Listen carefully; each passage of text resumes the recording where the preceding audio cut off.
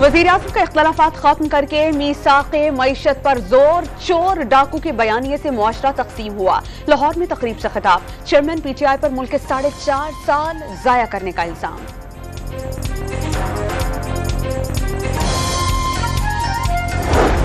थाना शहजाद टाउन में दर्ज 2 मुकदमात में चेयरमैन PTI की जमानत मंजूर। साबिक़ वज़ीर-ए-आज़म की मुकदमे में नामज़दगी, पुलिस की बदनीयती, मकसद हिरासत करने के सिवा कुछ भी नहीं। प्रोसिक्यूशन को साबित करना होगा कि चेयरमैन PTI के उकसाने से जुर्म सरजद हुआ। District and session court Islamabad ने तफसीली फैसला जारी कर दिया।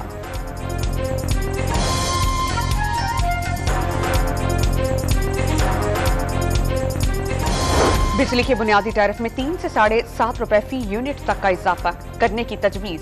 विफाकी हुकूमत ने नेपरा में दरख्वास्त दे दी, समात पीर को होगी।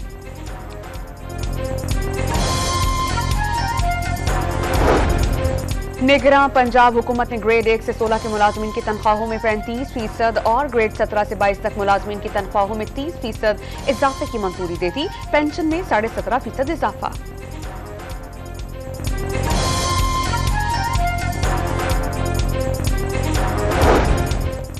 सरबराह JUIFA मौलाना फजलुर रहमान की पीर सदरुद्दीन शाह से उनकी रिहाइशगाह पर मुलाकात। फजलुर रहमान ने इंतखाबात पर वक्त होने का यकीन जाहिर कर दिया और वाज़ेह किया कि नवाज शरीफ ने वतन वापसी का फैसला खुद करना है।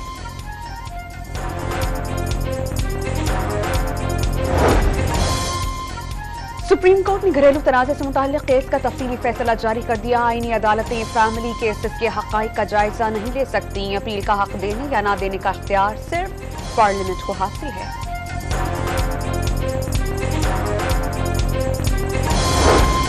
कबायली जिला बाजौर की तहसील बरंग में मोटरसाइकिल सवारों की फायरिंग, एक बच्चे समेत 3 अफराद जाँ बहक।